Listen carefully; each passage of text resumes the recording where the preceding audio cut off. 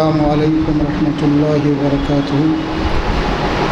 الحمد للہ رب العالمین، الصلاة والسلام علی رسولہ الکریم، اما بعد فاعوذ باللہ من الشیطان الرجیم، بسم اللہ الرحمن الرحیم۔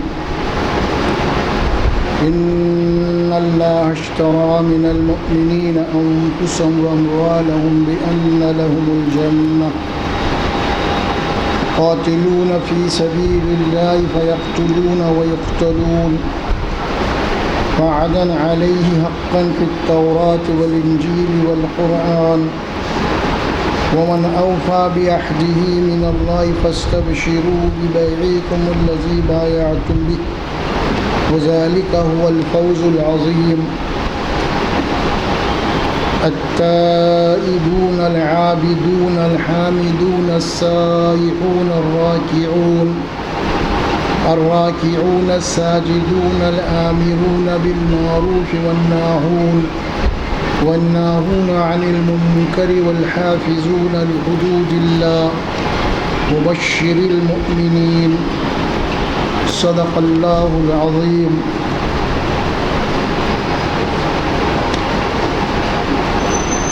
یہ 11واں پارہ ہے، سورہ توبہ کی 2 آیات مبارکہ پڑھی گئی، آیت نمبر 111 اور 112۔ گزشتہ درس میں آیت نمبر 111 کی پوری تفصیل کے ساتھ وضاحت ہوئی تھی اس کی۔ انشاءاللہ آج اگلی آیت کی بھی تفصیل کے ساتھ وضاحت کریں گے۔ ترجمہ ہم پڑھ لیتے ہیں تاکہ اگلی آیت سے اس کا کیا تعلق ہے آج کی۔ ان اللہ اشتری من المؤمنین انفسهم واموالهم بان لهم الجنہ، بے شک اللہ نے خرید لیا ہے ایمان والوں کے جانوں کو اور مالوں کو، بان لهم الجنہ، جنت کے عوض میں، جنت کے بدلے میں۔ قاتلون فی سبیل اللہ فیقتلون ویقتلون، یہ لوگ اللہ کے راستے میں قتل بھی ہوتے ہیں اور قتل بھی کرتے ہیں۔ وعدا علیہ حقا فی التوراة والانجیل والقرآن، یہ اللہ کا اٹل اور سچا وعدہ ہے، اور یہ تورات میں بھی تھا اور انجیل میں بھی اور قرآن میں۔ ومن اوفى بعہدہ من اللہ فاستبشروا ببیعکم الذی بایعتم بہ، اور اللہ سے بڑھ کے اپنے وعدے کو پورا کرنے والا اور کون ہو سکتا ہے۔ فاستبشروا، پس تم خوشی مناؤ، بیعکم الذی بایعتم بہ، اللہ کے ساتھ جو تم نے سودا کیا ہے، اور اپنی جان اور مالوں کو جنت کے بدلے میں جو تم سودا کیا ہے، اور اپنی جان اور مال کو اللہ کو دے کے اللہ سے تم نے جنت کا سودا کیا ہے۔ وذالک الفوز العظیم، اور یہ بہت بڑی کامیابی ہے۔ گزشتہ اس کی پوری وضاحت آئی تھی کہ اللہ سبحانہ و تعالیٰ جنت، کن لوگوں کو اللہ جنت دینے والا ہے۔ یہ تفصیل میں باتیں آئی تھی آپ کے سامنے کہ اللہ نے جان اور مالوں کو خرید لیا ہے۔ حالانکہ یہ جان اور مال بھی اللہ کی امانت ہی ہے، لیکن اس کا احسان ہے پھر بھی ہے کہ اللہ تعالیٰ جو چیز ہم کو دیا ہے پھر اسے خرید رہا ہے، یہی فضل ہے اللہ کا سب۔ تو اس سے بات معلوم ہوئی تھی تفصیل کے ساتھ کہ جان اور مال کی جب تک ہم قربانی کے لیے تیار نہ ہوں اس وقت تک جنت نہیں مل سکتی۔ یہ اٹل قانون ہے اللہ کا، کلیئر ہے یہاں۔ اور پھر یہ اللہ تعالیٰ اس کو تاکید کے لیے فرماتے ہیں کہ یہ اسی طرح کا وعدہ ہم نے تورات میں بھی کیا تھا، یعنی موسیٰ علیہ السلام کی امت سے۔ انجیل ہم نے عیسیٰ علیہ السلام سے بھی کیا تھا، ان کی امت سے، اور یہی وعدہ ہم نے امت مسلمہ سے بھی کیا ہے۔ یہ اللہ کا اٹل حق وعدہ ہے کہ جب تک تم جان اور مال کو اللہ کے راستے میں کھپانے کے لیے تیار نہ ہو اس وقت تک جنت میں داخلے کا تصور یہ بالکل یہ یعنی سمجھ بھی نہیں آئی کہ تمہاری ایک آرزو ہوگی صرف، اللہ کا قانون یہ نہیں ہوگا، اور یہ سب سے بڑی کامیابی ہے۔ اور ظاہر ہے کہ یہ کیوں فرمایا اللہ تبارک و تعالیٰ سب سے بڑی کامیابی؟ اسی لیے دنیا میں ہر انسان کامیابی حاصل کرنے کی جد و جہد کر رہا ہے۔ کیا کامیابی حاصل کرنے کے لیے صبح سے لے کے شام تک محنت کر رہا ہے۔ آدمی جس فیلڈ میں بھی ہے وہ کامیابی حاصل کرنا چاہتا ہے، اور پھر دنیا کی کامیابی اگر حاصل ہو بھی جائے تو وہ چند دن کی ہے اس کے بعد۔ لیکن اللہ فرماتے ہیں کہ جو تم نے اللہ سے سودا کیا ہے موت کے بعد کی زندگی کا، یہ تو لازوال ہے معاملہ، ابدی ہمیشہ رہنے والا ہے، اس سے بڑی اور کوئی کامیابی نہیں ہو سکتی۔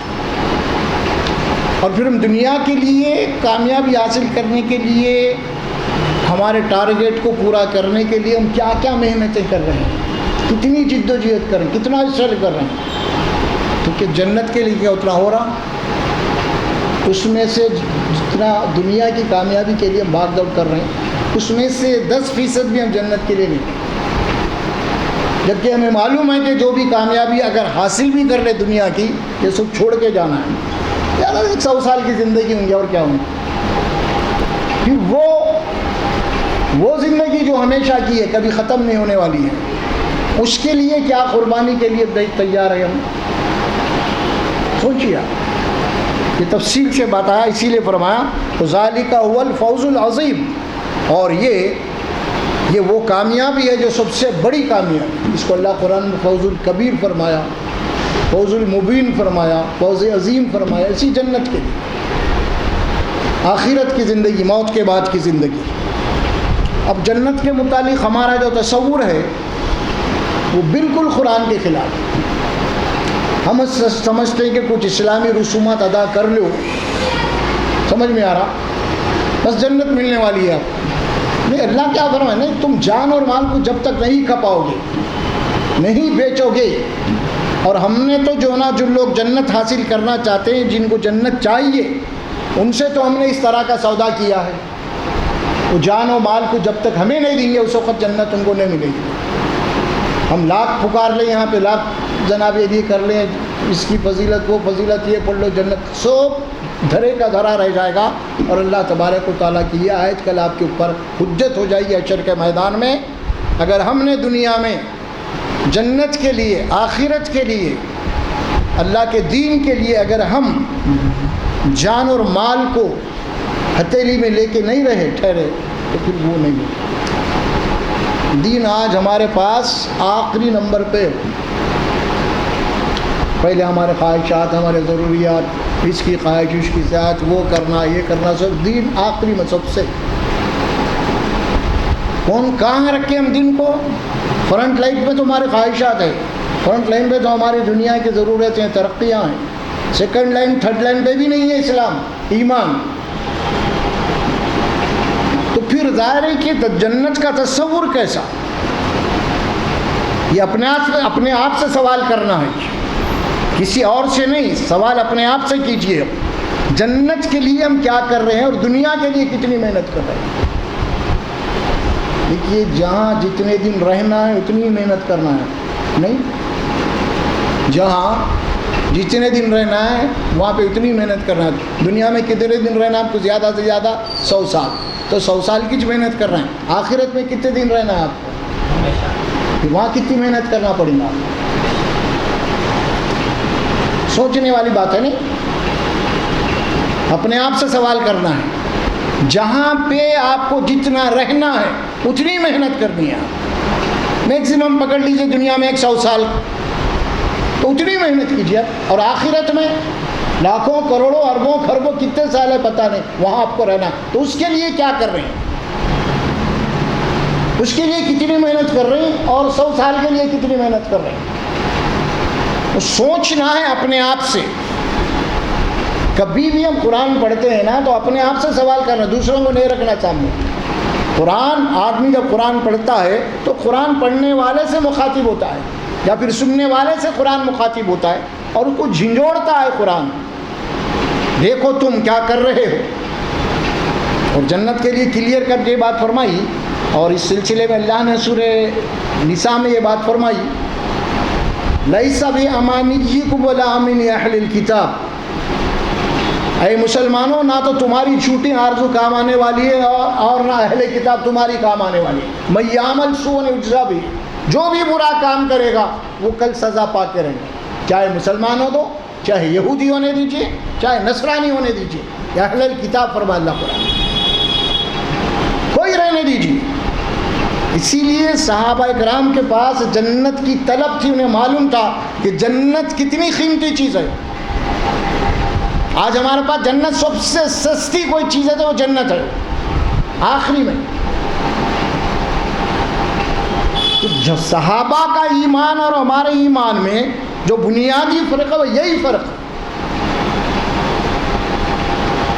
اسی لیے قرآن مجید میں اس دور کے منافقین جو تھے نا، صحابہ کرام کو بیوقوف بولے، ارے یہ دیکھو مرنے کے بعد کہتے وہاں ہے، دنیا کو دیکھو، دنیا کی تو قیمت ہی نہیں لوگوں کے پاس، جب دیکھے آخرت کی بات کر رہے ہیں، جب دیکھے جنت کی بات کر رہے ہیں، دنیا کا کوئی مسئلہ نہیں ان کے پاس۔ تو یہ اس طرح کے لوگ جو دنیا چاہتے تھے، اور وہ صحابہ آخرت کی فکر، ہمیشہ آخرت کی فکر کرتے تھے، تو دنیا چاہنے والوں نے ان کو بیوقوف کہا۔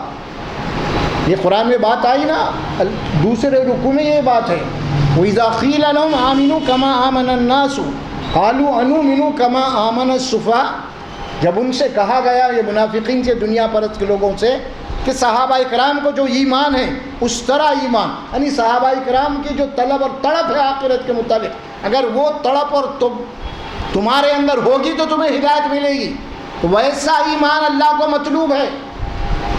ایمان تو آپ بول رہے ہیں ایمان والے، لیکن اللہ کیا بول رہا؟ تم اپنے آپ کو ایمان والے بول رہے ہیں، لیکن مجھے جو ایمان مطلوب ہے وہ صحابہ کا ایمان مطلوب ہے۔ یہ قرآن کی بات ہے، یہ تاریخ کی کوئی حدیث کی روایت کی بات نہیں ہے۔ آمنو کما آمن الناس قالوا انؤمن کما آمن السفہاء، ان لوگوں نے کہا، منافقین نے، یہ تو بیوقوف لوگ ہیں صحابہ کرام، دنیا کی ان کے پاس حیثیت ہی نہیں ہے، دنیا کی قیمت ہی نہیں ہے، یہ جب دیکھے آخرت کی بات کرتے ہیں، جب دیکھے جنت کی بات کرتے ہیں، ہاں تو پھر یہ بیوقوف ہے نا۔ دنیا اصل عقل مند وہ ہے جو دنیا میں کامیاب ہے، جو دنیا کو سمیٹ رہا ہے چاروں طرف سے، ہاں دنیا بنا رہا ہے۔ آج دنیا اسی کو عقل مند سمجھ رہی، اور پھر یہ حشر بھی دیکھ رہی، سوپ کر کے پھر خالیات چلے جا رہا، چلو سوپ جمع کر کیا لے کے جا رہا، بولے تو عقل مند تھا انہوں، ٹھیک ہے نا۔ جب سب جمع کر لیا پوری کے ہر چیز کے خواہشات، کتنی پراپرٹیاں کیا ہے، فلاں فلاں، سب جمع کر کے آخر میں خالی آ جا رہا، کچھ بھی نہیں لے کے جا رہا، سب یہیں چھوڑ کے جا رہا ہوں۔ تو عقل مند کون ہے اب؟ اسی لیے حدیث شریف میں یہ بات آئی، الکیس من دان نفسہ وعمل لما بعد الموت۔ اللہ کے نبی فرماتے ہیں عقل مند آدمی وہ ہے، ہوشیار آدمی وہ ہے، سمجھدار آدمی وہ ہے، کون؟ الکیس من دان نفسہ وعمل لما بعد الموت، اور دنیا میں رہتے ہوئے آخرت کے لیے موت کے بعد کی زندگی کی تیاری میں لگا ہوا، کیونکہ دنیا یہ آپ کی منزل نہیں ہے، دنیا ایک مسافر خانہ ہے، کچھ دن رہنا اور نکلنا ہے، آپ کو ہمیشہ رہنا ہی نہیں ہے، کوئی رہا ہے نا ہم رہیں گے یہاں پہ، ہم امتحان کے لیے آئے، اور اللہ نے جو کچھ بھی ہمیں دیا ہے اس سے ہمارا امتحان لیا جا رہا ہے۔ وہ امتحان کیا یہی ہے کہ یا بندہ دنیا چاہتا ہے یا آخرت چاہتا ہے، یہی اصل امتحان ہے۔ اور اللہ کے نبی نے فرمایا صلی اللہ علیہ وسلم، بیوقوف آدمی کون ہے؟ اس کی بھی تشریح آپ نے فرما دی، عقل مند کی تشریح آپ نے فرماتے ہوئے، الکیس من دان نفسہ وعمل لما بعد الموت والعاجز من اتبع نفسہ ہواہ وتمنى علی اللہ۔ دیکھیے بیوقوف ہے وہ آدمی، ناسمجھ ہے وہ آدمی جو دنیا میں اپنی خواہشات کے پیچھے چلتا رہا، اور آخرت میں اللہ کے متعلق کیا عقیدہ رکھ لیا؟ وہ تمنا علی اللہ، خالی گمان کر لیا، خیال کر لیا، خالی تمنا آرزو کر لیا اللہ کے متعلق، بس وہاں تو اللہ غفور الرحیم میں معاملہ ہو ہی جائیں گے کیسے۔ یہ تصور ہے اس کا، اللہ کے دین کا یہ تصور ہے، تو پرلے درجے کے جناب علی بیوقوف ہیں، فرما رسول اللہ صلی اللہ علیہ وسلم، جو دنیا ان کا۔ اچھا ایک بات آپ دیکھیے، اب آپ دو باتوں کا تجزیہ کر لیجیے، اب آپ بڑی آسان ہے یہ بات ہے، دنیا اور آخرت،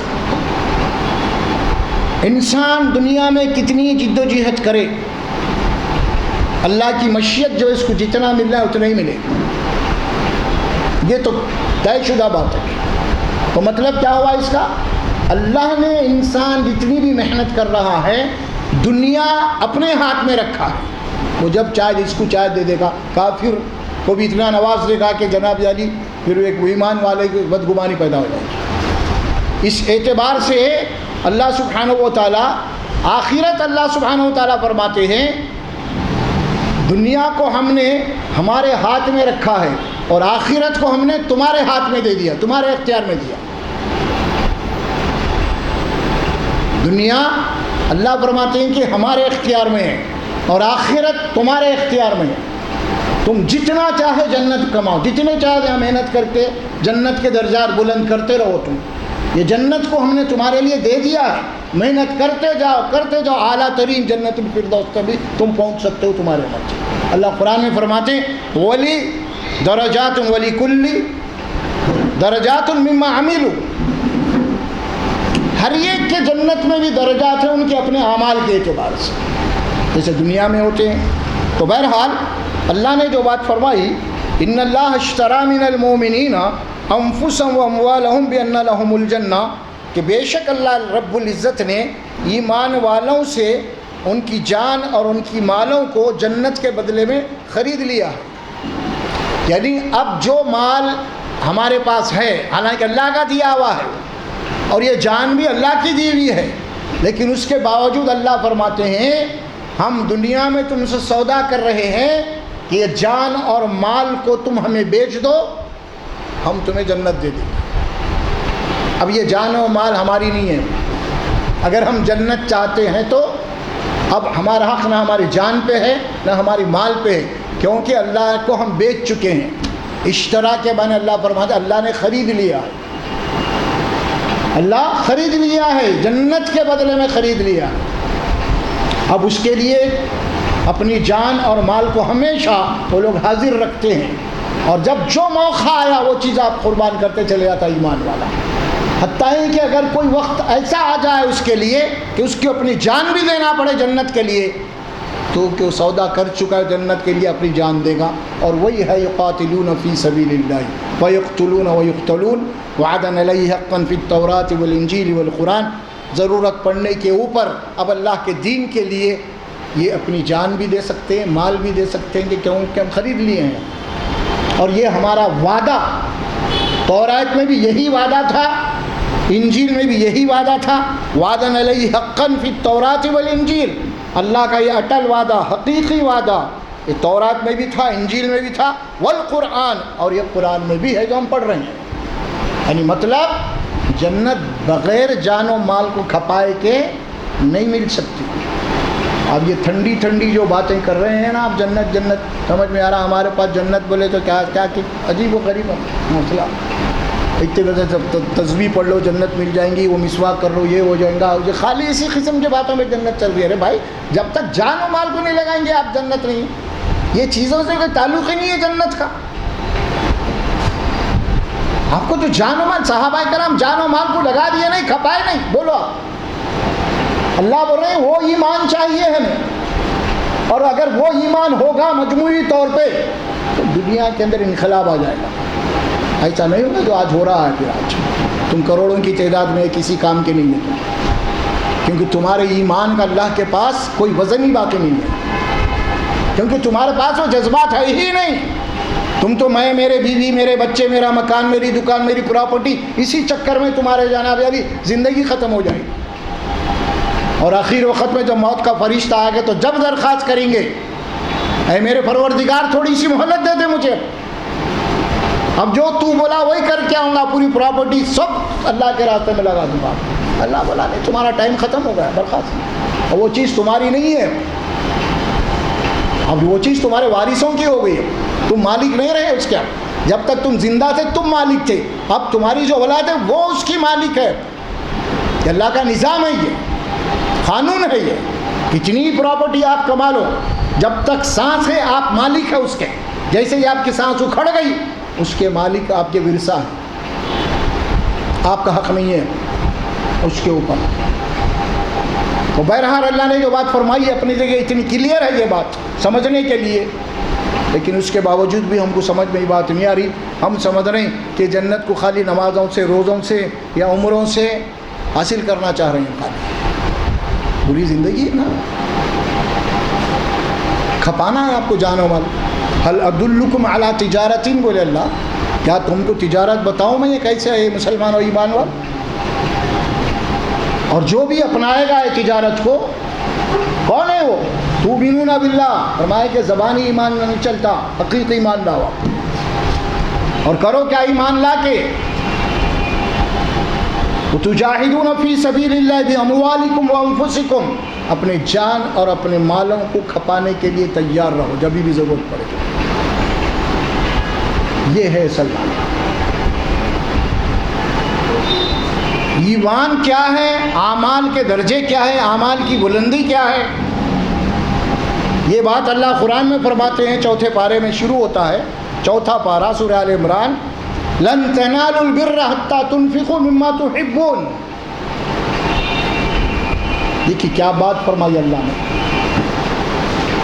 تم اللہ کے وفادار بندے اس وقت تک بن ہی نہیں سکتے تم، یا پھر نیکی کا وہ اعلیٰ ترین درجہ تم حاصل کر ہی نہیں سکتے جب تک کہ جو چیز تمہارے یہاں محبوب ہے، جو چیز تمہارے یہاں قیمتی ہے، جو چیز تمہارے یہاں پسندیدہ ہے، وہ چیز اللہ کے راستے میں خرچ کرنے کے لیے ہم تیار نہ ہو جائے، اس وقت تک تمہارا کوئی مقام نہیں اللہ کے پاس، کوئی مقام نہیں اللہ کے پاس. امتحان تو یہی ہے نا. امتحان اللہ کیسے لیتا ہے آپ کو بتاؤں میں. چھوٹی سی بات ہے وہ، جس چیز سے آپ کو زیادہ محبت پیدا ہو گئی، زیادہ دلچسپی پیدا ہو گئی، اللہ تعالیٰ وہ چیز مانگتے ہیں آپ سے. یہ ہے امتحان. کسی کے پاس کچھ بھی ہو سکتا ہے، کسی کے پاس کچھ بھی ہو سکتی ہے، چاہیے تھی جو چیز ہو جائے گی. اس کی مثال ابراہیم علیہ السلام جن کو اللہ تعالیٰ آخری عمر میں لڑکا دیا، 100 سال کی عمر میں، قریب 80-90 سال میں. جب آپ کا بیٹا 12-15 سال کے قریب عمر کو پہنچا تو ابراہیم علیہ آخری عمر ہے، کوئی ایک ہی اکلوتا بیٹا ہے کہ بھائی کیا ہے، بہت محبت ہوگی آپ کو بیٹے سے، کیونکہ اللہ نے آپ کو بہت امتحان لیا، آپ کے آگ میں پھینکے گئے، فلاں فلاں، یہ سب ہر امتحان میں آپ کامیاب ہو گئے. اللہ نے دیکھا کہ اب تو یہ آخری امتحان ہے ابراہیم کا، بہت محبت ہو گئی اس کو اپنے بیٹے سے. اب ہم اس کو اشارہ دیتے ہیں کہ ہمارے حکم ہے کہ تم اپنے اس بیٹے کو ذبح کر دو. کیا معنی ہے؟ یہ جو محبت ہے نا یہ ذبح ہونا ہے. تیار ہو گئے ابراہیم علیہ السلام، ختم. بات یہ تھی وہاں پہ کیا مانگا اللہ نے؟ بیٹا. محبت ہو گئی تھی اس سے اصل میں اتنی. تو جو چیز میرے یہاں، جو چیز مجھ سے محبوب ہو جاتی ہے، مجھے جو چیز آپ کے یہاں سے چیز محبوب ہو جاتی ہے قیمتی، اللہ اسے مانگتا ہے. یہ امتحان ہے. جس چیز کی اللہ کے آپ کے پاس کوئی قیمت نہیں ہے، کونے میں پڑا ہوا کچرے میں، کہ وہ نہیں مانگتا اللہ. وہ تو آپ کو جناب یاری وہ بھی پھینک دیتے ہیں. وہ نہیں مانگتا اللہ، وہ مانگتا اللہ جو چیز آپ کو محبوب ہو جائے. صحابہ کرام کو یہی ہوا. ان کو اپنا وطن پیارا تھا، اپنے باغات پیارے تھے، اپنی کھیتی پیاری تھی، یہ سب تھی. لیکن اسلام کے لیے انہوں نے کیا کیا؟ اسی جنت کے لیے مکہ چھوڑ دی، اپنی جائیداد اپنے باغات کو چھوڑ دیا، رشتہ داروں کو چھوڑ دیا، بیوی بچوں کو چھوڑ دیا، خالی ہاتھ نیت نکل گئے. یہ تھی ایمان صحابہ کی. انہوں نے یہ سودا اللہ سے کیا تھا. ان اللہ اشتری من المؤمنین کا، اللہ نے خرید لیا ہے تمہاری جانوں کو اور تمہاری مالوں کو جنت کے بدلے میں. اب آپ دیکھیں اس کے بعد اللہ کیا فرماتے ہیں؟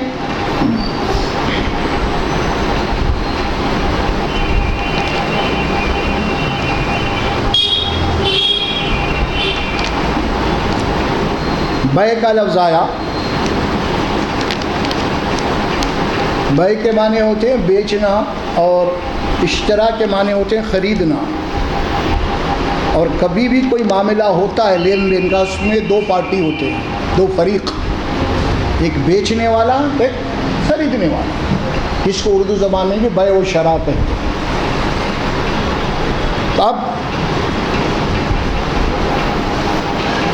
اگلی آیت میں اگلے جملے میں جو ہے، پہلے تو اللہ فرمایا کہ ان اللہ اشترا، ہم نے خرید لیا. اس کے بعد اللہ فرماتے ہیں ایمان والوں کو جو چیز تم نے اللہ کو بیچی ہے اس کے اوپر خوشی مناؤ. الفاظ کیا آ رہے ہیں؟ فاستبشروا ببیعکم الذی بایعتم بہ. بیع کے معنی بیچنا، یعنی جو چیز تم نے اللہ کو بیچ دی ہے نا، یہ جو سودا تم نے کیا ہے نا جنت کا، یہ بہت ہی بڑا کامیابی ہے تمہارے لیے، بہت بڑا فائدہ، بہت بڑی تجارت تم نے اللہ سے کی ہے. ایک ایسی تجارت ہے جس کو اللہ فرماتے ہیں وذالک هو الفوز العظیم، اس سے بڑی کوئی کامیابی نہیں ہو سکتی. کیوں؟ غور کر کے اگر ہم دیکھیں گے، جو چیز اللہ ہم سے خرید رہا، کیا چیز خرید رہا؟ ختم ہونے والی چیز. کیا بھائی؟ ہماری جان ہے، ایک دن ختم ہو جائیں گی، روح نکل جائیں گی، سڑ جائیں گے، گل جائیں گے، ختم. اس کو اللہ خرید رہا. جو چیز ایکسپائر ہونے والی ہے، جو چیز ختم ہونے والی ہے، اللہ اسے خرید رہا ہے. مال ہے، مال بھی دنیا کا تمہارا اقتدار ہے، تخت و تاج ہے. کب تک ہے؟ جب تک تم زندہ ہے. وہ بھی ختم ہونے والا ہے نا، وہ بھی چھوڑنے والا. نہیں، جو چیز تمہارے پاس باقی نہیں رہنے والی، اللہ اسی کو خرید رہا. یہ ہے اصل کامیابی، سب سے بڑی کامیابی، ختم ہونے والی. اسی لیے شہید کے متعلق حدیث میں یہ بات آتی ہے، شہید اللہ تبارک و تعالیٰ سے یہ خواہش کریں گا کہ اللہ دنیا میں مجھے پھر بھیج تاکہ میں پھر شہید ہو جاؤں. کیوں؟ جنت کے درجات بلند ہوں گے. تو ختم ہونے والی چیز، وہ چیز اللہ ہم سے لے رہا ہے، اسی لیے فرمایا بہت بڑی کامیابی ہے. وذالک هو الفوز العظیم. اب آئیے آپ آیت نمبر 112 ہے. اب یہ تو اگریمنٹ ہو گیا اللہ سبحانہ و تعالیٰ سے، معاہدہ ہو گیا. ہم اللہ تبارک و تعالیٰ کو جنت کے بدلے میں جان اور مال بیچ دی. اور جو چیز بک جاتی ہے، یعنی کوئی چیز اگر یہ آپ کے پاس ہے، اگر یہ سودا ہو گیا ہے، آپ بیچ دیے کسی کو، اگر دوسرا آ کے خریدنا چاہ رہا تو نہیں بیچ سکتے آپ. یہ تو بھائی کچھ آپ خرید چکے ہیں، اب میں اس کا مالک نہیں ہوں، ہے نا. اب یہی اللہ فرماتے ہیں تم بیچ چکے ہیں، امتحان ہے اب ہمارا. جب ہم چاہیں گے مانگیں گے تمہارے سے. دنیا، مال و دولت، اس کا امتحان ہوگا اور وہ تم کو قربان کرنا پڑے گا ضرورت کے اوپر. یہ چیز تو رکھی ہوئی ہے لیکن تم تو بیچ چکے ہو، اب یہ تمہاری نہیں ہے نا، تمہارا حق ہے اس کے اوپر. یہ بات فرمائی. اچھا، اب آپ دیکھیں اس کے بعد جو اب آیت آ رہی ہے، آیت نمبر 112، اس میں اللہ تبارک و تعالیٰ نے کچھ اس کی تفصیلات دی ہیں. جو لوگ جنت حاصل کرنے کے لیے اپنے جان و مال کو بیچ چکے ہیں، اب اللہ فرماتے ہیں کہ اب ان کے ایکٹیویٹیز کیا ہونی چاہیے، عملی زندگی ان کی کیسی ہونی چاہیے. اللہ تبارک و تعالیٰ آپ کو کچھ ہدایات دی ہیں یہاں پہ جنت کے بدلے میں. اب کیا کرتے رہنا چاہیے تمہیں دنیا میں. خیر جان و مال جب بھی آئیں گے ضرورت کے اوپر تو اللہ لیتے رہیں گا، قربانی آپ دیتے رہیں گے، وہ چلتے رہیں گا. لیکن آپ کو ایکٹیویٹ کرنے کے لیے فرمایا کہ سب سے پہلی بات فرمایا کہ التائبون، ہمیشہ توبہ کرتے رہنا اللہ کے آگے. کیونکہ اللہ تو خریدا ہے آپ سے جان اور مال کو. یہ اللہ علیم ہے، اللہ جانتا ہے. جو وعدہ تم اللہ سے کیے ہیں نا، اس کا حق پورا تم ادا نہیں کر سکتے، نہیں کر سکتے آپ، کیونکہ نفس و شیطان آپ کے پیچھے دشمن لگے ہوئے ہیں. اسی لیے اللہ فرماتے ہیں کہ کچھ اگر کمزوریاں ہو جائے تو توبہ کرو، میں معاف کر دوں. یہ اس کی رحمت ہے، یہ اس کا فضل ہے. کیونکہ اللہ کو معلوم ہے نا بھائی، ہو سکتا ہے کہ اللہ ہم جان و مال کا جو سودا کیے ہیں اس میں ہو سکتا ہے خامیاں ہو جائیں، کچھ کوتاہیاں ہو جائے. تو پھر ایسی صورت میں تائبون، تمہیں ہر وقت اللہ کی طرف پلٹتے رہنا، رجوع ہوتے رہنا ہر آن ہر وقت.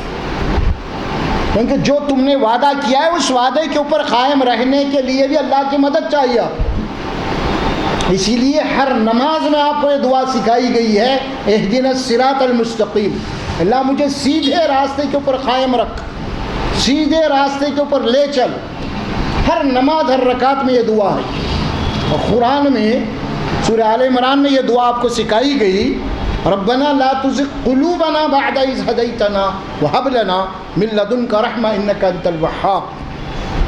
ہدایت مل جانے کے بعد، ایمان کی دولت مل جانے کے بعد، اللہ سے یہ اگریمنٹ ہو جانے کے بعد بھی ہو سکتا ہے کہ ہم پھسل جائیں اس سے، تو کیا کرنا ہے کہ اللہ ہدایت دینے کے بعد ہمارے دلوں کی ٹیڑھ مت پیدا کر، ہمارے دلوں کے اندر کوئی ٹیڑھ مت پیدا ہونے دے، کہ تو دلوں کا راز جاننے والا، تو علیم اور خبیر ہے، تو لہذا تو ہماری مدد کر۔ رسول اکرم صلی اللہ علیہ وسلم کی دعا ہے، عبادات سے متعلق اللہ کے نبی صلی اللہ علیہ وسلم یہ دعا کرتے ہیں۔ آپ سے زیادہ بڑا عابد کون ہو سکتا ہے؟ کوئی نہیں ہو سکتا، لیکن آپ یہ دعا کر رہے ہیں، اللہم اعنی علی ذکرک و شکرک و حسن عبادتک۔ کیا مطلب؟ اے اللہ تو میری اعانت کر، تو میری مدد کر، اعنی علی ذکرک و شکرک، تاکہ میں ہر وقت تیرا ذکر تیرا شکر ادا کرتے رہوں، وہ حسن عبادتک، اور تاکہ میں تیری اچھی عبادت کر سکوں جس کے اندر کوئی نقص نہ ہو۔ تو میری رہنمائی کر اس معاملے میں۔ عبادت بھی آپ کے بس میں نہیں ہے، یہ اللہ سے آپ کو مانگنا ہے، اللہ سے آپ کو دعا کرنی ہے، آپ اللہ سے مانگیے۔ عبادت بھی قائم رکھ، عبادت کے اوپر ہی قائم رہنا، یہ بھی اللہ کی مدد ہی سے ہو سکتا ہے۔ اس کے اندر آپ کی جد و جہد بھی ہوگی اور اللہ کی مدد بھی ہوگی۔ اسی لیے فرمایا کہ التائبون، ان کا پہلا کام کیا ہے؟ ان کا طرز زندگی کیا ہے؟ ہمیشہ یہ توبہ، پلٹتے رہتے اللہ کی طرف ہر وقت۔ یہ بہت بڑی بات ہے توبہ۔ توبہ کے معنی وہ نہیں ہے جو ہمارے پاس ہوتے ہیں، کوئی توبہ کر لیے، یہ نہیں ہوتا۔ توبہ کے لفظی معنی اللہ کی طرف پلٹنا، پلٹنے والے التائبون۔ اچھا، اس کے بعد کیا الفاظ آتے ہیں؟ العابدون، کہ اللہ کی عبادت، اس کی پرستش میں لگے رہتے ہیں۔ اللہ کی یہ عبادت بولے تو خالی نماز روزہ نہیں ہے، اللہ کے بتائے احکامات کے اوپر عمل کرنا، اللہ کو راضی کرنے والے جتنے بھی اعمال ہیں وہ سب عبادت میں ہیں۔ آپ نکاح کر رہے ہیں تو وہ بھی عبادت میں ہیں، آپ بیوی سے صحبت کر رہے ہیں نکاح کے بعد تو وہ بھی عبادت میں ہے، وہ بھی ذکر اللہ میں ہیں۔ اللہ کے نبی فرماتے ہیں اگر تم اپنی بیوی کو اپنے ہاتھ سے ایک لقمہ بھی اگر کھلا رہے ہیں تو وہ بھی عبادت ہے، وہ بھی ذکر اللہ ہے۔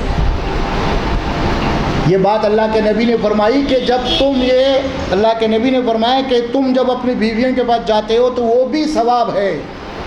تو صحابہ بولے یا رسول اللہ یہ تم اپنے نفسی خواہشات کے لیے کر رہے ہیں۔ دیکھو آپ سوال کیا ہے، جواب کیا رہا؟ یا رسول اللہ یہ تم اپنے نفس کی خواہش کے لیے کر رہے ہیں۔ تو اللہ کے نبی نے فرمایا اگر یہی خواہش تم غیر عورت سے کرے تو عذاب ہوتا یا نہیں ہوتا؟ یہ تو ہوتا ہے، تو پھر اللہ کے حکم پہ کرے تو ثواب ہونا چاہیے، انصاف کی بات ہے۔ بڑی پیاری بات آپ نے فرما دی اس کے لیے۔ تو بہرحال عابدون، عبادت، یہ پہلا لفظ قرآن میں کہاں ہے عبادت کا؟ سورہ فاتحہ میں آیا، ایاک نعبد۔ یہ کون ہے؟ عبادت کرنے والے، پرستش کرنے والے، ہر آن ہر لمحہ اس کی عبادت میں لگے ہوئے ہیں۔ عبادت کے لفظی معنی کیا ہیں؟ عبادت کے لفظی معنی وہ ہیں کہ بندہ اللہ کے سامنے اتنا عاجز ہو جائے، اتنا عاجز ہو جائے، وہ عاجزی اگر کسی انسان کے سامنے ہو تو اسے ذلیل کہتے ہیں۔ کیسا ذلیل انسان ہے؟ ہاتھ پھیلا رہا اس کے پاس۔ تو یہ ذلت اللہ کے دربار میں اگر ہوگی، اللہ کے آگے اگر ہوگی یہ ذلت، تو یہ عبادت بن جاتی ہے۔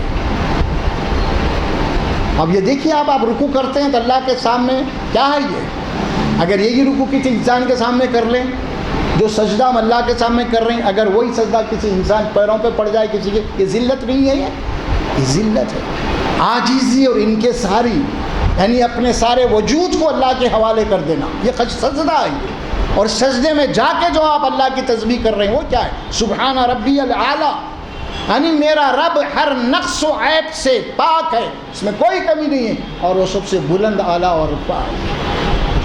وہ کنڈیشن ہے سجدے کا جو ہو رہا ہے، یہ عبادت ہے سجدہ۔ اس طرح کی عبادت ذلت کے کہیں اللہ کے علاوہ اس قسم کے اگر کہ حرکات اعمال ہو رہے ہیں، اسی کا نام شرک ہے۔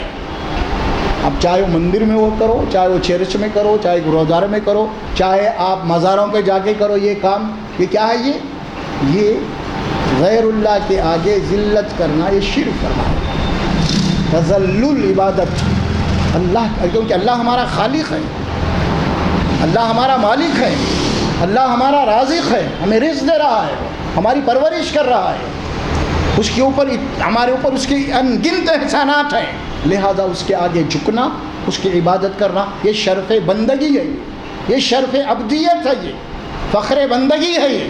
اور اسی قسم کی اعمال کسی غیر اللہ کے مقام پہ کرنا، یہ ذلت، یہ شرک ہے، اس کو سمجھنا ہے۔ اسی لیے قرآن میں بات کہی گئی نا، ایاک نعبد، یہاں ترجمہ کیا ہے؟ ہم تیری عبادت کرتے نہیں ہیں، ہم صرف تیری ہی عبادت کرتے، کسی اور کی نہیں، یہ معنی ہے یہاں۔ یعنی آپ اقرار کر رہے ہیں اللہ تیرے علاوہ میرا وجود کسی آگے اور کے آگے نہیں جھکتے والا ہے، تیری عظمت کے آگے ہی میرا وجود جھکیں گا آپ، کیونکہ میں تیری نعمتوں میں پل رہا ہوں، ساری مخلوق تیری نعمتوں میں پل رہی ہے، کوئی ایسا ہے ہی نہیں مخلوقات میں جس کے اوپر بالراس میرے احسانات ہو گئے، صرف اللہ کے۔ ماں کی پیٹ میں اللہ نے ہم کو پیدا کیا ہے، ایک معمولی ہم خطرہ تھے پانی کا، اس خطرے سے ہم کو انسان بنا اللہ تعالیٰ، بنا کے ماں کی پیٹ سے نکالا، زمین پہ کھڑا کیا اور اشرف المخلوقات کا مقام عطا کر دیا، تو اللہ کا فضل ہے انسان۔ تو یہ بات فرمائی، تائبون کے بعد کیا ہے؟ العابدون، اسی کی بندگی ہمیشہ، ہر آن ہر جگہ، کسی اور کی نہیں، یہ شرک ہو جائے گا بندگی میں۔ تیسری بات یہاں فرمائی، تیسرا عمل ان کا کیا ہوتا ہے؟ الحامدون، یہ صرف اللہ کی حمد اور اس کا شکر کرتے ہیں۔ دیکھیے تعریف پر جب الحمد کہتے ہیں نا، اس کے دو معنی ہیں۔ عربوں کے یہاں جب اللہ کے لیے وہ جب کسی شکر کا لفظ استعمال کرتے تو الحمدللہ کہتے، تو یہاں الحمد میں تعریف بھی ہے اور شکر بھی ہے، یعنی معنی کیا پیدا ہوں گا اس کے؟ الحمد کے معنی یہ ہے کہ حمد و تعریف کل کا کل جو مختار ہے اللہ، ہم صرف اسی کے حمد و شکر کرتے ہیں، تعریف صرف اللہ کی، شکر صرف اللہ کا اور کسی اور کا نہیں۔ اب آپ دیکھیے یہ ایک عام بات ہوتی ہے ہمارے پاس شکریہ وغیرہ کی، یہ کیونکہ اردو زبان میں استعمال ہوتے ہیں نا، ورنہ صحیح طریقہ تو یہ ہے کہ اگر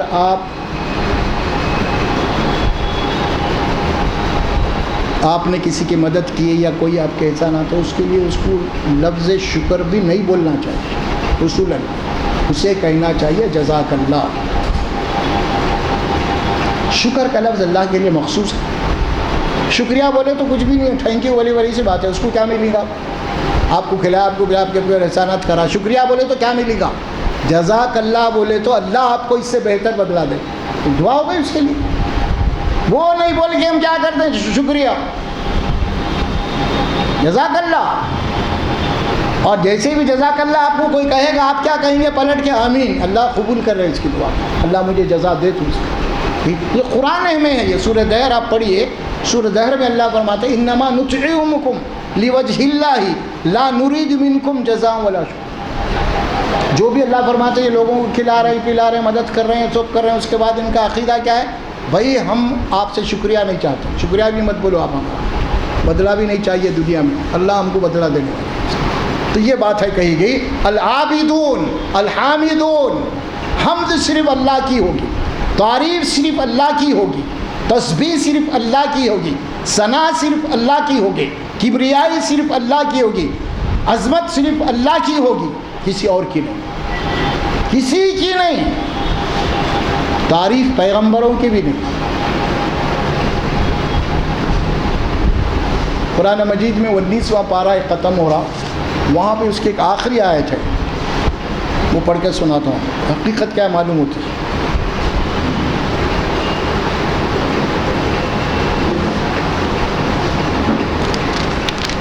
یہ سورہ نمل ہے،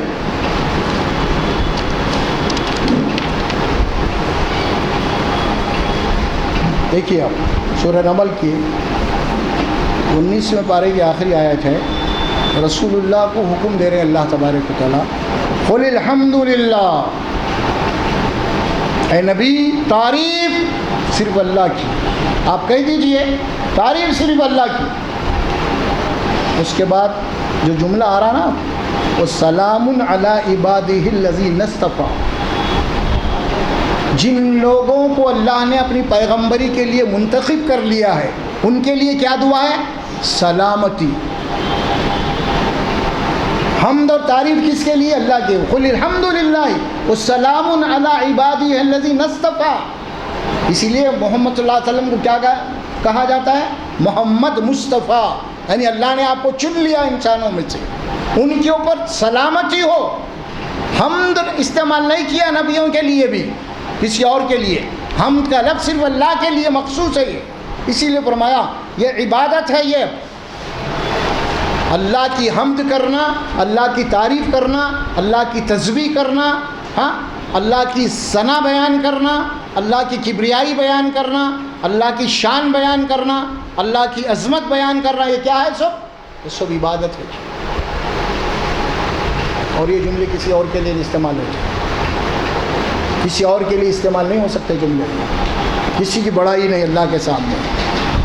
اللہ قرآن میں فرماتے ہیں، یہ بات سوال کرتے ہیں، ارے بھائی اللہ کا جو مقام ہے، اللہ کی جو شان ہے، اس کا حق تم ادا نہیں کر رہے. کیا فرمایا اللہ نے؟ سورہ انعام میں ہے، سورہ حج میں ہے، اور کئی مقام پہ اللہ فرماتے ہیں ما قدر اللہ کا قدری. اللہ کی جیسی قدر کرنا تھا ویسی کر رہے ہی نہیں تم، دوسروں کی کر رہے قدر. دوسروں کی بڑائی بیان ہو رہی، دوسروں کی تعریفیں ہو رہی، دوسروں کے قصے بیان ہو رہے، قصے بیان ہو رہے ہیں، دوسروں کی جے جے ہو رہی ہے. اللہ کی کچھ بھی نہیں، کچھ بھی نہیں. اللہ کی شان میں جملے استعمال ہی نہیں ہو رہے، جبکہ سارا قرآن بھرا پڑا ہوا. آپ کو کئی آیت ایسے ملیں گے قرآن میں، سبح للہ ما فی السماوات والارض، زمین اور آسمان میں جتنی چیزیں وہ سب اللہ کی تسبیح بیان کر رہے ہیں، سب اللہ کا ذکر کر رہی ہیں. انسان کو بھی چاہیے کہ اللہ ہی کی عبادت کرے. اور عبادت کیا ہے؟ الحامدون، حمد کرنے والے، تعریف بیان کرنے، اس کی بڑائی، یہ ہے اللہ. اس کے بعد چوتھی بات آئی السائحون. اس کے دو ترجمے ہیں، ایک تو روزہ رکھنے والے بھی ہیں، اور ایک تو اللہ کے لیے اللہ کے راستے میں زمین کے اوپر پھیلنے والے، سفر کرنے والے، یعنی اللہ کے دین کے خاطر وہ لوگ ہیں. اس کے بعد الراکعون. اب آیا دیکھو لفظ، کون ہے یہ لوگ؟ جنہوں نے جنت خریدی ہے. اب ان کے اوصاف کیا ہے، کیا کرنا ہے ان کو، وہ بتائی جا رہی. الراکعون، یہ رکوع کرنے والے. ایک رکوع تو وہ ہوتا ہے جو نماز میں کرتے ہیں، اسے رکوع کہا جاتا ہے. رکوع جس کے معنی اصل میں ہوتے ہیں عاجزی، انکساری ہو رہی ہے. الراکعون، بات یہاں تک ختم نہیں ہوئی اللہ کی، صرف رکوع کی حد تک، بلکہ اور آگے بڑھنا ہے آپ. وہ کیا ہے؟ الساجدون، سجدہ کرتے ہیں. اب یہ تو آخری ہے. کیا مطلب ہوا؟ مطلب یہ ہوا کہ اب مکمل طور پہ آپ اپنے آپ کو اللہ کے حوالے کر چکے ہیں، ختم. اس طرح بکرے کو ذبح کرنے کے لیے لٹایا جاتا ہے نا، اسی طرح یہ. الراکعون والساجدون، ہر آن، ہر لمحہ، ہر وقت اللہ کے آگے رکوع کرنے والے، جھکنے والے، اور اللہ کے آگے اپنے سارے وجود کو اس کے قدموں میں ڈال دینے والے. ہر چیز، میری کوئی حیثیت نہیں ہے، عبادت ہے. اللہ سے وعدہ ہوا.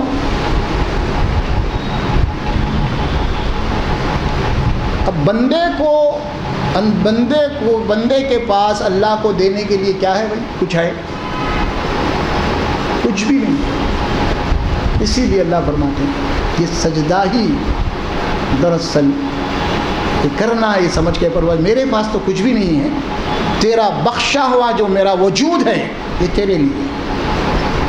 ہر آن، ہر وقت، ہر لمحہ بات آئی تھی پہلے، یقاتلون فی سبیل اللہ، کٹنے کے لیے بھی تیار ہے، مرنے کے لیے بھی تیار ہے، مارنے کے لیے بھی تیار، وقت آنے کے اوپر جب تیرا حکم ہوگا۔ یہ سجدے کے ذریعے سے شہادت دی جا رہی ہے روزانہ۔ الساجدون، اب یہاں تک معاملہ تھا اپنا انفراد، انڈیویجول۔ اب آگے اجتماعی بات ہو رہی ہے، سوسائٹی کی بات، معاشرے کی بات، سماج کی بات۔ وہ کیا ہے؟ الآمرون بالمعروف۔ اب تم جس سوسائٹی میں ہیں، جس سماج میں ہیں، جس معاشرے میں، تمہارا کام ہے جو نعمت تمہیں ملی ہے یہ نعمت دوسروں کو بھی سمجھانا ہے۔ دیکھو دنیا ختم ہونے والی ہے، ایک دن جانا ہے مر کے، وہاں جنت ہے، یہ بات سمجھانا ہے اس کو۔ ہر انسان کو اللہ پیدا کیا ہے، اب اس کو اس کی زبان میں سمجھائے، کوئی گاڈس کہتا ہے، کوئی ایشور کہتا ہے، جو بھی زبان ان کی ہے جو خدا کو متعلق ہوتے ہیں، سمجھائیے انسان۔ کیونکہ یہ بات ذہن میں رکھیے آپ، وہ کیا ہے، چاہے فرعون ہو، چاہے حامان ہو، چاہے ابو جہل ہو، چاہے ابو لہب ہو، چاہے اڈوانی ہو، چاہے یوگی ہو، کوئی بھی رنگ ہو، یہ جتنے پیدا ہو رہے ہیں نا، پیدا ہونے سے پہلے اللہ سے عہد کر کے آ رہی ہیں، الستو بربکم۔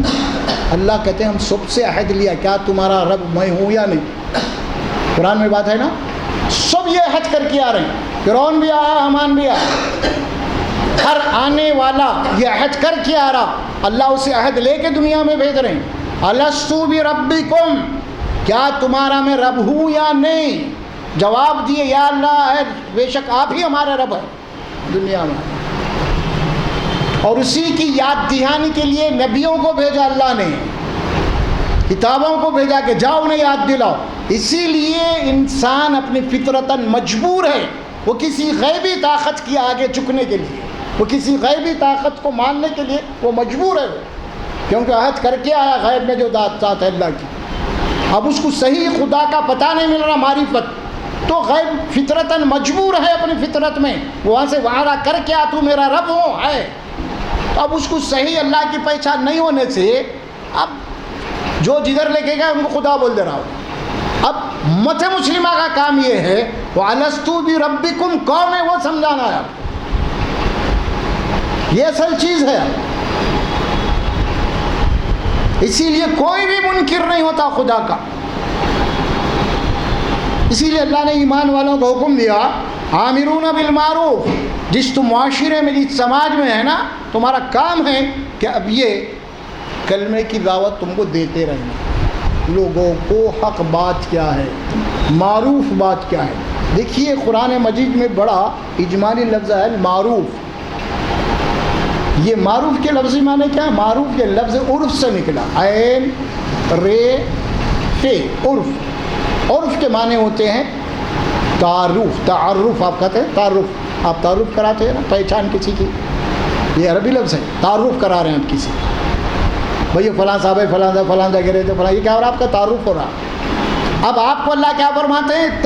و بالمعروف، و بالمعروف، اب یہی لفظ آ گیا دیکھیے اب آپ کو اللہ کا تعارف کرانا ہے، اللہ کی پہچان کرانی ہے انسانوں کو۔ اب یہ کائنات جو پھیلی ہوئی ہے نا، آپ یہ تعارف کراتے ہیں کسی شخص کا، تو یہ فلاں صاحب نام تو بتا دیں گے پہلے، اس کے بعد کچھ نہ کچھ کہاں رہتے، کیا کرتے ہیں، کس کے، تھوڑا بہت ٹچ دیتے ہیں نا بات کو سمجھنے کے لیے۔ بھئی کون صاحب ہے؟ فلاں صاحب ہے، فلاں جگہ ان کی دکان ہے، فلاں صاحب فلاں جگہ ان کی فیکٹری ہے، فلاں صاحب ہے فلاں جگہ ان کی نوکری ہے۔ تو یہ کیا ہو گیا؟ یہ تعارف ہو رہا ان کا اس مقام سے۔ اب اللہ کا تعارف آپ کو کرانا ہے، کیا کرنا پڑے گا آپ کو؟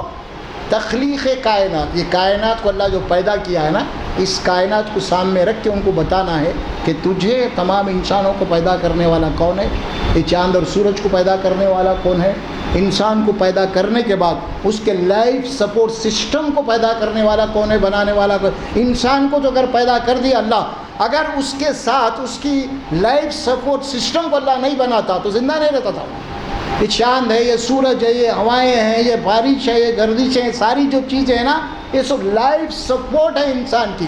اس کا تعارف آپ کو کرانا ہے، جو قرآن میں اللہ سبحانہ و تعالیٰ ہر جگہ اس کا تعارف کروایا اپنا، میں کون ہوں وہ، تاکہ دیکھو چاند کو دیکھو، سورج کو دیکھو، ہواؤں کو دیکھو، پانی کو دیکھو، بادلوں کو دیکھو، یہ اناج کو دیکھو، یہ مردہ زمین کو دیکھو، پانی ہم برساتے ہیں مردہ تھی زندہ ہو جاتی ہے، اور وہ دانہ دیکھو جو زمین میں چلا گیا، سڑ گیا، گل گیا، پھر اس دانے کو زندہ کر کے نئی زندگی اللہ عطا کرتے ہیں. یہ کون ہے؟ یہ تمہارا رب ہے. یہ سمجھانا ہے. وہ بالمعروف کیا ہے؟ کہ معروف بولے تو ہم خالی نماز کی طرف جا رہے ہیں. امر بالمعروف، امر بالمعروف اللہ کی پہچان ہوگی پہلے. اس کے بعد والناہون عن المنکر، جتنی بھی بری باتیں ہیں ان سے روکتے ہیں، خود بھی روکتے روکتے بھی ہیں. والناہون عن المنکر. اب ناہون میں کیا ہے؟ منکر. منکر کے معنی کیا ہے؟ بری باتیں، برے کام، برے خیالات، برے عقائد. سب سے بڑا برا عقیدہ یہ ہے کہ آپ اللہ کا کھا رہے ہیں، اللہ کا پی رہے ہیں، اللہ آپ کو پال رہا ہے، آپ دوسروں کی عبادت کر رہے ہیں. انصاف کے خلاف ہے، عدل کے خلاف ہے، عقل کے خلاف ہے. جو آپ کو پیدا کرا آپ اس کی پوجا کرنی چاہیے. جو آپ کو کھلا رہا اور پلا رہا اس کی پوجا کرنی چاہیے. اور پھر کھانے والا، پیدا ہونے والا وہ خدا نہیں ہو سکتا، کیونکہ وہ خود بھی کھا رہا ہے نا. اللہ اپنی تعارف کے متعلق ایک جملہ فرماتے ہیں سورہ انعام میں، بڑا اہم ہے وہ، سن لیجیے. اللہ کون ہے؟ اس کی سمجھانے کا جو انداز اتنا عام فہم ہے قرآن کا. اللہ کون ہے؟ ہوا یطعم ولا یطعم. اللہ وہ ہے جو کھلاتا ہے، کھاتا نہیں.